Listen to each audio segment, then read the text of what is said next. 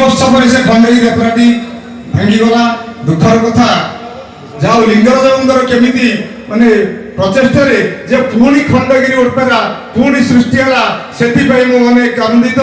मु भगवान को निकट प्रार्थना करुच्ची ए अनुष्ठान चिरजीव हो प्रति वर्ष अनुष्ठान उन्नत उन्नत हो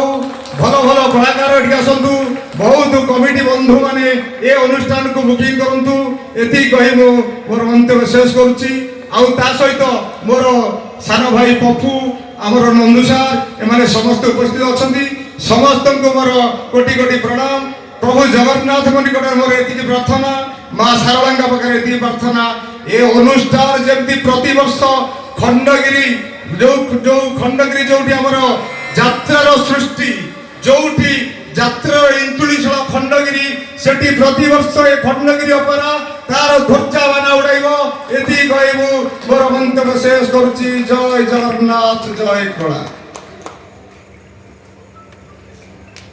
धन्यवाद। तो पुणी तो अनुरोध करी जोरदार करताली हम अति सुंदर भाव में अभिभाषण रखिले स्वर्णमहल प्रयोजक महादेव बाबू। तो बर्तमान अनुरोध करी आम अनुष्ठान प्रयोजक जे कि अति सुंदर प्रयास करिसेंती 200 परिवार को अन्न जोगाइबा पई जो केही नहंती आपण मानकर अति प्रिय जन सुहृदय व्यक्ति हिमांशु शेखर छोटराय अनुरोध करी स्वल्प समय मध्य किसी वक्तव्य रखे। जय मां सारला जय मां बारभुजा जय जगन्नाथ।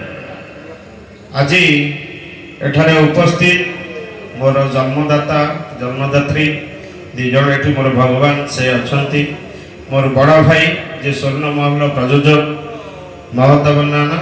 से मध्य उपस्थित अछंती एवं एठी मोर सर्वपूज्य मोर समस्त कमिटी वृंद जो मैंने आसचंती समस्त को मोर प्रणाम। आज मो भाई गोटे सौभाग्यर दिन आपण मानकर आशीर्वाद रु आपण मानकर स्नेह रु आज मोर ये जो अपेरा खंडगिरी अनुष्ठान टी जोटा करिया पाई मु केबे थरे चिंता करिथिली सेठी आज संपूर्ण होबाकू जाउची सेठी पाई मु समस्त को बहुत बहुत धन्यवाद जणैबी। समस्त आज उपस्थित रही मते उत्साहित करूछंती। सबुठु बड़ कथा गोटे यात्रा अनुष्ठान करिबा जे केते कष्ट से कथाटा मोर केबे आगुरु जानि नथली कि मोर आगुरु से सब अभिज्ञता नथला थिला पूर्वर गोटे यात्रा अनुष्ठान हेइथला मो दादा करिथिले मु ताको सहित ताको देह खराब समय परे मु से यात्रा अनुष्ठान टी बुझुथिली बहुत कष्ट परे से यात्रा अनुष्ठान टी मते गोटे वर्ष तिष्टि पारि नथला तेणु करी मोर मन भागी जाइथला समस्त मते दुर्बल करे देथिले नाही से सब धंदारू टिके बाहरी जा मु जानि छी एथरे बहुत कष्ट बहुत असुविधार सम्मुखीन होबाक पड़िबो तथापि जेहेतु जीवन रो गोटे इच्छा थिला गोटे यात्रा अनुष्ठान करिबी बहुत कष्ट रे आगे सत कथा मोर जो बयस मु जो बयस रे जहा जहा काम करबा कथा मु सेतरे बहुत शांति रे थिली मोर राजनीतिक कैरियर हो मोर व्यवसायिक कैरियर हो सबुतरे मु सफल हेई आज पर्यंत आसीतिली किंतु जीवन जेहेतु गोटे इच्छा थिला मु कहली काळे आगो का करि परबी न करि परबी एबे बयस अछि करि देबी सेही साहस नै गोटे एते बड़ अनुष्ठान कली। नंदू सार आपण माने देखिबे निश्चित भाव रे गोटे एते अलगा प्रकार स्वादर गोटे नाटक हेइछि। आज एबे मु टिके आगु कथा होथिला आगे नाटक रे मिलियन नाहंती पुलिस नाही माने समाज को गोटे देखाई दिया जाउछि गोटे परिवार रो गोटे परिकल्पना केमती दुईटी परिवार रो गोटे नाटक से नाटक टे हेछि आपण मानकु समस्त को भलो लागियो मु एकता निश्चित भाव रे दृढ़ भाव रे कहिबी किंतु आपण मानकु अनुरोध करिबी समस्त नाटक टी को शेष पर्यंत टिके देखिबे मते सहयोग करिवे एवं मोर अनुष्ठान जो माने कलाकार आगे मु एते बड़ प्रयोजक टे नुहे कोनोसी भाइराल कलाकार को आनी मंच टे करिनी किंतु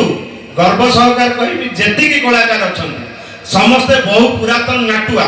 जो माने नाटक आज को 15 वर्ष 20 वर्ष धरि की नाटक करिबार अभिज्ञता जो मानक पाखरे अछि सेही मानक नै गोटे सुंदर अनुष्ठान टे हेछि सुंदर नाटक टे हेछि माने हम नाटक रे हीरो हो हीरोइन होंतु जे चरित्र अभिनेता होंतु संतोष भाई आपण सेमानकर निपुण अभिनय देखिबे निश्चित भाव रे आपण मानक भलो लागे बोली मु आशा करिबी एवं सर्वपरे मो सहित जी दिन राति एक करी मते साथ दे मु जेतले मझरे मझरे भागी पड़े मते कोए बाबू किछि हबनी हम अनुष्ठान गोटे भलो अनुष्ठान हबो से अनुष्ठान जे दिन राति मो सहित परिश्रम करिछि जी माने यात्रा अनुष्ठान मुख्य परिचालक ईश्वर बाबू ତାଙ୍କୁ ମଧ୍ୟ ବହୁତ ଧନ୍ୟବାଦ ଦେବି। ତାଙ୍କର ବି ଯାତ୍ରାରେ ଯାହା ଅଭିଜ୍ଞତା ଅଛି ସେ ମୋ ସହିତ ଯୋଡ଼ିଛନ୍ତି, ମୋତେ ବହୁତ ସାହାଯ୍ୟ କରିଛନ୍ତି। ତାଙ୍କର ସହଯୋଗ ନଥାଏ, କିନ୍ତୁ ଯେହେତୁ ଯେଉଁ କଳାକାରମାନେ ସମସ୍ତେ ମୋ ସହିତ ଆଜି ନୁହେଁ ବହୁତ ଦିନର ସମ୍ପର୍କ, ସମସ୍ତେ ମୋତେ ଏପର୍ଯ୍ୟନ୍ତ ଆକୁଣ୍ଠ ସମର୍ଥନ କରିଛନ୍ତି, ସମସ୍ତଙ୍କର ସହଯୋଗ ମୋ ପ୍ରତି ଅଛି। ନିଶ୍ଚିତ ଭାବରେ ଏ ଅପେରା, ଏ ଯେଉଁ ଖଣ୍ଡଗିରି ଅପେରା, ମୋତେ ସମସ୍ତେ ପ୍ରଶ୍ନ କରିଛନ୍ତି ଖଣ୍ଡଗିରି ନାଁ କାହିଁକି ଦେଲେ। ଆଜ୍ଞା, ମୁଁ ଖଣ୍ଡଗିରି ଅଞ୍ଚଳରେ ଜନ୍ମିତ। ଖଣ୍ଡଗିରି ଗୋଟେ ଐତିହ୍ୟ ସଂସ୍କୃତିର ଅଞ୍ଚଳ। ଖଣ୍ଡଗିରି ହେଉଛି ଏଇ ଯାତ୍ରା ଅନୁଷ୍ଠାନର ଯୋଉଟା କୁହନ୍ତି ଏନ୍ତୁଡ଼ିଶାଳ ନନା ଏବେ କହୁଥିଲେ, ଯୋଉଠୁ ଯାତ୍ରାକୁ ଓଡ଼ିଶା ସାରା ଲୋକ, ଯେ ସବୁଠି ଯାତ୍ରା ହେଉଛି କିନ୍ତୁ ଖଣ୍ଡଗିରି ଯାତ୍ରା ସବୁ ଭିତରେ ଗୋଟେ ନିଆରା ଜାଗା। ତେଣୁକରି ମୁଁ ଗୋଟେ ନିଜ ଆଡ଼କୁ ଚିନ୍ତା କଲି, ନାଇଁ ଅପେରା ନାଁ ଦେବି ଖଣ୍ଡଗିରି।